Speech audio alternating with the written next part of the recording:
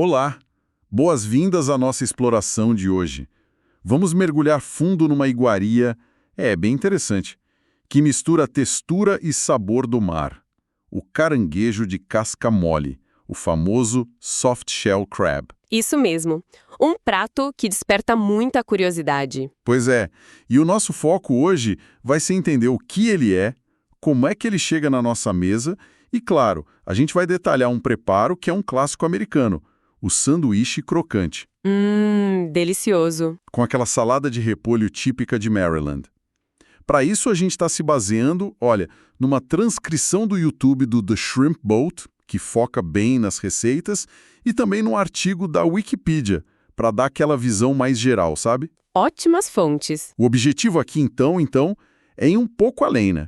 Entender a biologia por trás, a culinária, claro, e até um pouco da cultura envolvida. E é uma escolha muito legal porque, assim, o caranguejo de casca mole não é uma espécie à parte, né? É um momento, um instante bem específico na vida de um caranguejo comum. Ah, é? Não sabia disso. Sim, é um produto da natureza que exige um timing, assim, quase perfeito. E isso já dá uma pista do porquê ele é tão valorizado, né? Faz sentido. E o mais curioso mesmo é essa coisa de poder comer ele quase inteirinho. É algo bem raro se a gente pensar em outros crustáceos que a gente come. Certo, então vamos começar por aí, pelo básico mesmo. O que define um caranguejo como sendo de casca mole? É um tipo diferente que já nasce assim? Não, de jeito nenhum. Na verdade, um caranguejo normal. Lá nos Estados Unidos, geralmente é o siri azul, ou Calinectes sapidus. Aquele mesmo que a gente encontra nos mercados mais ou menos de abril a setembro. O siri normal, então. Exato. Só que ele acabou de passar por um processo natural chamado ecdise. Ou, mais simples, a muda. Muda. Como as cobras. É parecido, em conceito. Pensa assim, para crescer, o caranguejo precisa se livrar daquela casca dura, o exoesqueleto. É como se ele trocasse de roupa, uma roupa que ficou apertada. Entendi. E logo depois que ele sai dessa casca antiga, a nova roupa ainda não endureceu. Ela tá macia, flexível, quase como, sei lá, um pergaminho molhado. Nossa. É nesse intervalo bem curto que ele vira o tal caranguejo de casca mole. Entendi. Então não é uma espécie diferente, é só um estado temporário. E você falou num timing quase perfeito, porque isso, imagino que essa casca não fique mole por muito tempo, né? Exatamente. Esse é o ponto-chave. A natureza não dá bobeira. Assim que o caranguejo sai da casca velha, ele começa a absorver água, sabe? Para inflar o corpo o máximo possível dentro dessa nova casca que ainda está flexível. Para já ocupar o espaço novo. Isso. E quase que imediatamente começa um processo bioquímico ali para depositar minerais, principalmente carbonato de cálcio, nessa nova cutícula. E aí ela vai endurecendo progressivamente. E esse progressivamente é rápido. Muito rápido. Em questão de horas dentro da água, a casca já começa a ficar rígida de novo. Já começa a ter aquela textura mais firme. Horas?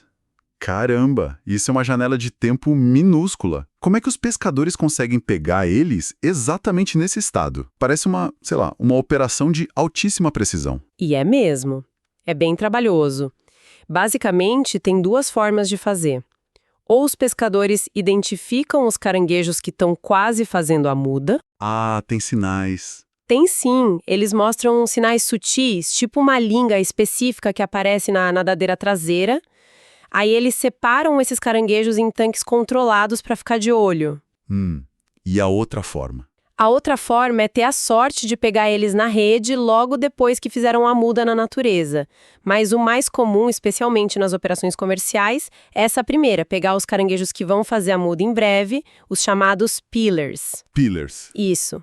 E manter eles nesses tanques de observação, muitas vezes, com controle de temperatura e tudo. E aí, assim que a muda acontece, tem que tirar da água, imediatamente. Senão já era. Já era. Qualquer atraso e o produto perde a característica que interessa, né? A casca endurece. Ok, então vamos analisar isso aqui. Essa dificuldade toda, essa corrida contra o relógio, é isso que transforma um simples siri azul nessa iguaria tão cobiçada, certo? Exatamente. E a combinação da época certa, né? A sazonalidade com essa complexidade toda da colheita que eleva o status e, imagino eu, o preço também. Sem dúvida alguma. É um trabalho que exige muita mão de obra, precisa de infraestrutura para monitorar os tanques e o próprio fato de ser um estado tão passageiro, né, tão efêmero. Tudo isso contribui para ele ser visto como um luxo sazonal. Faz todo sentido. Mas a recompensa, pensando na cozinha, é poder comer o caranguejo quase inteiro sem ter que ficar brigando com aquela casca dura. Ah, isso é um ponto interessante. O que exatamente se come e o que se tira? Olha, durante a limpeza se retiram só as partes que realmente não são palatáveis, sabe? As peças da boca ali na frente, as brânquias. Brânquias. Onde ficam? Elas ficam embaixo das laterais da carapaça, tem uma textura meio esponjosa, acinzentada, e também se tira aquela plaquinha abdominal, na parte de baixo, que o pessoal chama de avental. O resto, basicamente, pode ser comido. A fonte do YouTube detalha bem essa limpeza, né? Parece até simples, mas imagino que seja essencial fazer direito. Sim, o processo é bem direto. Geralmente se usa uma tesoura de cozinha. Corta a parte da frente do caranguejo ali, logo atrás dos olhos. Ok? Aí levanta as laterais pontudas da carapaça para expor as brânquias e tirá-las fora. Vira o caranguejo de barriga para cima e remove o tal avental. Certo. Depois uma boa enxaguada em água corrente e um passo crucial: secar muito, muito bem com papel toalha. Qualquer umidade extra vai atrapalhar na hora de fritar, vai impedir que fique bem crocante. Boa dica. E tem um termo que sempre ouço e acho curioso: mustard, mostarda. Mas não é mostarda de verdade, né? Não, imagina. De jeito nenhum.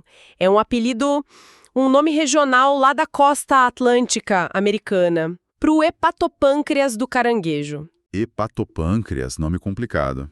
É um órgão interno que faz o papel do fígado e do pâncreas juntos, sabe? E ele tem uma cor que vai do amarelo claro até um laranja bem intenso. Daí a associação com a cor da mostarda. Ah, tá explicado. Nas fêmeas, essa mostarda pode vir misturada com as ovas, que são de um laranja ainda mais vibrante. O sabor é forte, bem marinho, às vezes um pouco amargo. Tem gente que adora, tem gente que prefere tirar. Entendi. E tá pra pedir pra tirar. Sim. É comum poder pedir para o vendedor, na peixaria, para deixar ou retirar o mustard durante a limpeza, dependendo do gosto do cliente. Que interessante essa peculiaridade local. E sobre o preparo? A fritura parece ser a rainha, né? Pelo menos lá nos Estados Unidos. A Wikipédia menciona a fritura por imersão, o deep frying, e também o salteado, sautéed, como os métodos mais comuns por lá. E por que a fritura funciona tão bem? Olha, o que é fascinante é como a fritura, especialmente a por imersão, cria aquela casca externa super crocante, que faz um contraste maravilhoso com a carne de dentro, que é macia, úmida e adocicada. E a própria casca mole, quando frita, pega uma textura muito agradável. Fica quase como uma batata chips, só que muito mais delicada. E essa técnica toda nos leva direto para a receita mais famosa, né? O sanduíche. Perfeito. Vamos entrar nesse sanduíche estilo DC Maryland, então. A fonte do YouTube nos guia passo a passo, mas em vez de só recitar a receita, vamos focar nos elementos-chave. O que faz essa receita funcionar tão bem? Quais são os pilares desse preparo? Boa ideia. Essencialmente, eu diria que são 3 pilares. Primeiro, a preparação correta do caranguejo, que a gente já falou, né? Limpo e bem seco. Certo, seco é importante. Muito. Aí, ele geralmente é passado numa mistura seca. A fonte lá do vídeo menciona farinha de trigo e fubá. Essa combinação dá estrutura para a crosta e ajuda muito na crocância final. Farinha e fubá, interessante. E aqui entra um ingrediente que é crucial, o tempero Old Bay. Essa mistura de especiarias é, tipo assim, a alma da culinária de Maryland, sabe? Especialmente quando se trata de frutos do mar. Sal e pimenta, claro, completam essa base seca. Old Bay. Já ouvi falar muito. E depois dessa mistura seca, o que vem? Depois vem a etapa úmida. A receita sugere mergulhar o caranguejo já empanado nessa mistura seca numa outra mistura. Ovos batidos com leitelho, o buttermilk. Leitilho, esse é um ingrediente que não é tão comum aqui no Brasil, né? Qual a função dele aí? Pois é, não é mesmo. Mas ele tem um papel importante. A acidez natural do leitelho ajuda a amaciar um pouquinho a carne do caranguejo, sabe? E também adiciona um toque ácido bem sutil, que ajuda a cortar a gordura da fritura e combina bem com o sabor do marisco. Ah, então não é só para dar liga. Não, tem função de sabor e textura também. E claro, ajuda a segunda camada da mistura seca a aderir melhor ainda para ficar bem crocante. Ah, entendi. Então passa na mistura seca, depois no leiteiro com ovo e aí volta para seca. Isso, a receita sugere isso para garantir uma cobertura bem generosa e crocante. Seco, úmido, seco de novo. Faz sentido. E a fritura em si? Tem algum segredo para ficar perfeita? O segredo principal é a temperatura do óleo. Tem que estar quente, por volta de 175 graus Celsius, que dá uns 350 Fahrenheit. E outra coisa, não pode lotar a frigideira. Tem que fritar poucos por vez. Para não baixar a temperatura do óleo. Exatamente.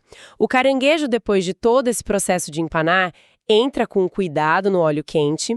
A fritura é bem rápida, coisa de 2 ou 3 minutos de cada lado, só até ficar bem dourado com uma cor bonita. Rápido mesmo. Sim, o objetivo é cozinhar o caranguejo por dentro, o que acontece rápido, e deixar essa crosta super, super crocante.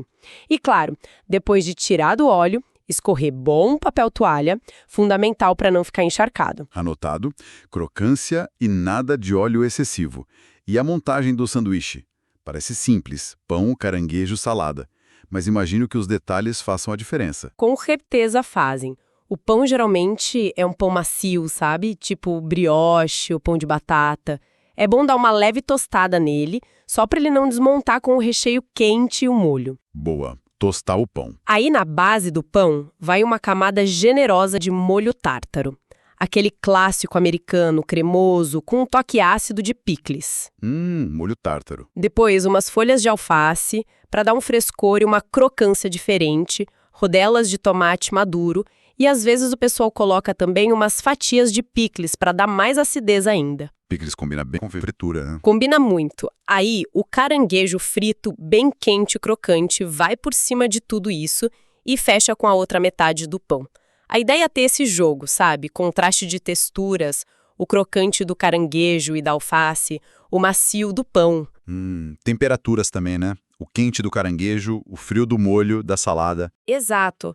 E os sabores, o adocicado do caranguejo, o ácido do molho e do picles, aquele sabor único, meio salgado, meio picante do Old Bay, tudo se complementando. Essa descrição toda tá me dando uma fome. E você falou de novo do Old Bay, como ele é a alma do negócio, parece que ele é o fio condutor em Maryland, né? Inclusive no acompanhamento. Exatamente. É aí que a coisa fica realmente interessante, quando a gente pensa na construção do sabor regional.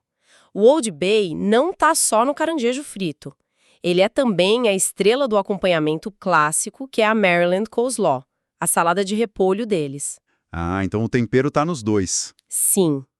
Ele funciona como uma ponte de sabor, uma ponte aromática, criando uma harmonia muito clara entre o prato principal e o acompanhamento.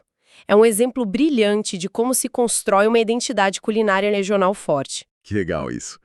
E por que essa salada de repolho específica, a Maryland Coleslaw, funciona tão bem com esse sanduíche? É só porque é tradição ou tem uma lógica mesmo de harmonização de sabores e texturas? Tem muita lógica por trás. A fonte descreve bem o perfil dessa coleslaw. Ela é doce e ácida ao mesmo tempo, o que o pessoal chama de tangy, né? E tem esse toque salgado e complexo do Old Bay. Doce e ácida. Isso. E essa combinação funciona em várias frentes. Primeiro, a textura. A crocância refrescante do repolho e da cenoura crus contrasta perfeitamente com a crocância quente e a maciez da carne do caranguejo frito. Textura é chave, né? Muito. Segundo, o sabor. Aquele agridoce do molho que geralmente leva maionese, vinagre de maçã, um pouco de açúcar, ele limpa o paladar, corta um pouco a riqueza da fritura, sabe? Deixa a boca pronta para a próxima mordida. Faz sentido para não ficar pesado. Exato. E terceiro, como a gente falou, o Old Bay presente na salada ecoa o tempero do caranguejo. Isso intensifica a experiência geral e até realça a doçura natural do fruto do mar. Se a gente olhar o quadro completo, essa dupla sanduíche de caranguejo de casca mole e Maryland coleslaw é quase um cartão postal comestível de Maryland. Fantástico como um simples tempero usado nos dois elementos consegue amarrar tudo de forma tão coesa. E a receita dessa coleslaw, de forma resumida, como é que funciona? É muito complicada? Que nada, é bem direta. A base é repolho cortado bem fininho e cenoura ralada. Mistura os dois numa tigela grande. Repolho e cenoura. Ok. O molho é a chave. Numa outra tigela, você mistura bem, de preferência com fouet para emulsionar, maionese, vinagre de maçã para dar aquela acidez, açúcar granulado para o equilíbrio doce Maionese, vinagre, açúcar. e, claro, Old Bay. Aí é provar e ajustar, né? Se quiser mais doce, mais açúcar, mais ácido, mais vinagre, sal e pimenta a gosto também para acertar o tempero final. E pode pôr mais Old Bay, se quiser. Com certeza. A fonte até menciona isso. Opcionalmente, mais Old Bay para um toque extra de Maryland. Aí é só despejar esse molho sobre o repolho e a cenoura e misturar tudo delicadamente, até os vegetais ficarem bem cobertos. E tá pronta. Quase. A dica de ouro que a fonte dá é: depois de misturar, tem que levar para a geladeira e deixar gelar por pelo menos 1 ou 2 horas antes de servir. Ah, tem que descansar na geladeira. Por quê? Isso faz 2 coisas importantes. Primeiro, a salada fica bem geladinha, o que é ótimo para o contraste com o sanduíche quente. E segundo, esse tempo permite que os sabores se misturem, se fundam, sabe? E o repolho também dá uma leve amaciada, mas sem perder totalmente a crocância. Fica no ponto certo. É realmente incrível como essa combinação específica se tornou tão icônica em Maryland e na costa leste dos Estados Unidos. Mas me diz uma coisa, o caranguejo de casca mole é apreciado só por lá? A Wikipédia deve ter alguma informação sobre isso, né? Tem sim, com certeza. Embora Maryland tenha essa associação super forte, essa tradição do sanduíche, da coleslaw, o consumo de caranguejos durante a muda é um fenômeno mais global do que a gente imagina e tem umas variações bem interessantes por aí. Ah, é? Onde mais? Por exemplo, no sul dos Estados Unidos, no chamado Deep South, Louisiana, Mississippi, Alabama, eles usam um termo diferente: Buster Crab. Buster Crab. Que nome engraçado. De onde vem? Consumidos rapidamente pelos pescadores, tipo, rebentados. Nossa. Ou talvez fosse só um sinônimo para um caranguejo de casca mole bem grande, bem carnudo. Curioso. E tem até uma história, que provavelmente é só uma lenda, uma anedota, que liga o nome ao ator Buster Crabbe. Ele foi famoso nos anos 30 e 40, fez papéis como Flash Gordon e Tarzan. Mas se tem conexão real, ninguém sabe ao certo. Que história pitoresca. E fora dos Estados Unidos, como ele é consumido?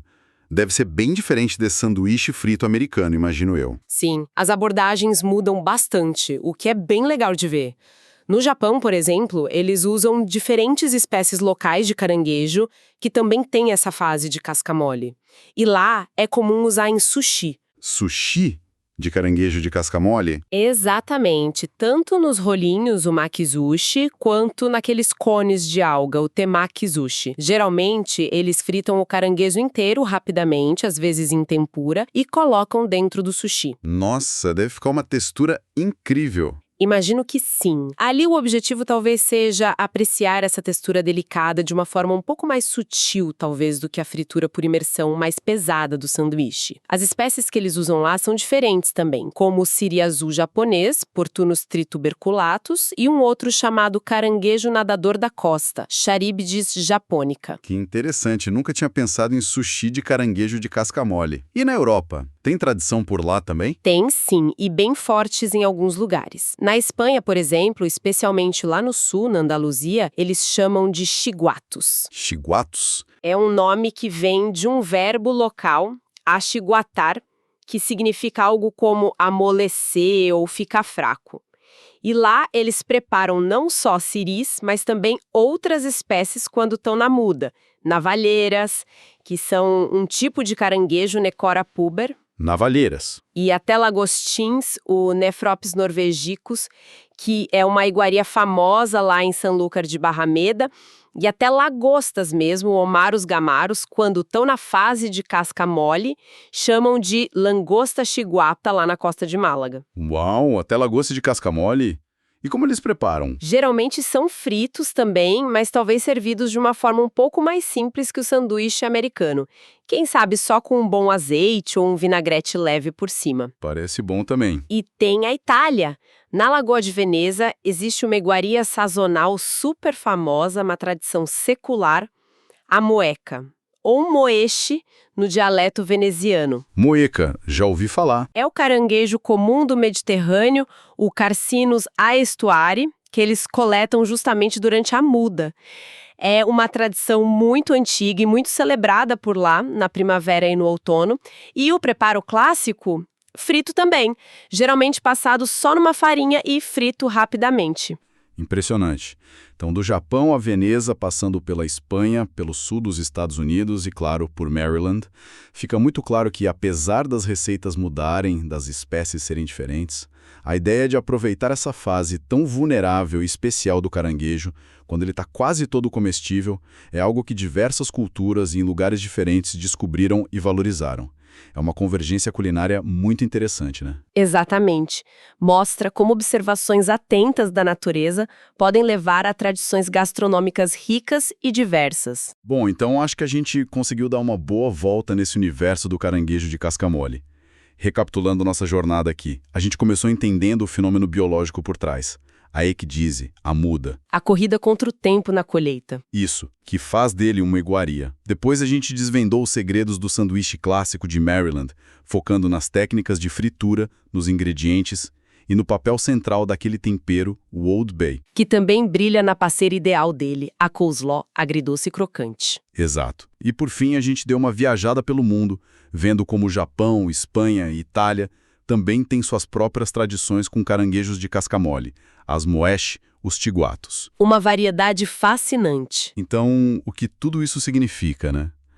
Para quem está nos ouvindo, a gente espera ter oferecido uma compreensão um pouco mais rica, mais contextualizada dessa iguaria, mostrando que tem muito mais história e biologia por trás dela do que só uma casca macia. Exatamente, e toda essa exploração da delicadeza do processo, né? Da janela de tempo super crítica para a colheita, da dependência de ecossistemas bem específicos, como a Baía de Chesapeake, lá em Maryland, ou a Lagoa de Veneza. Sim, são ecossistemas frágeis muitas vezes. Pois é. E isso tudo levanta uma questão importante, sabe? Um pensamento para a gente levar daqui. Considerando essa sensibilidade extrema do processo de muda às condições ambientais, temperatura da água, salinidade, etc., e essa necessidade de um timing tão preciso para a colheita, Onde você quer chegar? fico pensando, como será que as mudanças climáticas, sabe? O aquecimento das águas, a poluição, outras pressões ambientais que a gente vê por aí, como será que isso pode afetar a disponibilidade futura desses caranguejos? E a própria sustentabilidade dessas tradições culinárias, que são tão especiais, tão localizadas. Nossa, é um ponto muito relevante. O futuro dessas iguarias pode estar em risco, então. É uma possibilidade, né? Algo para a gente refletir.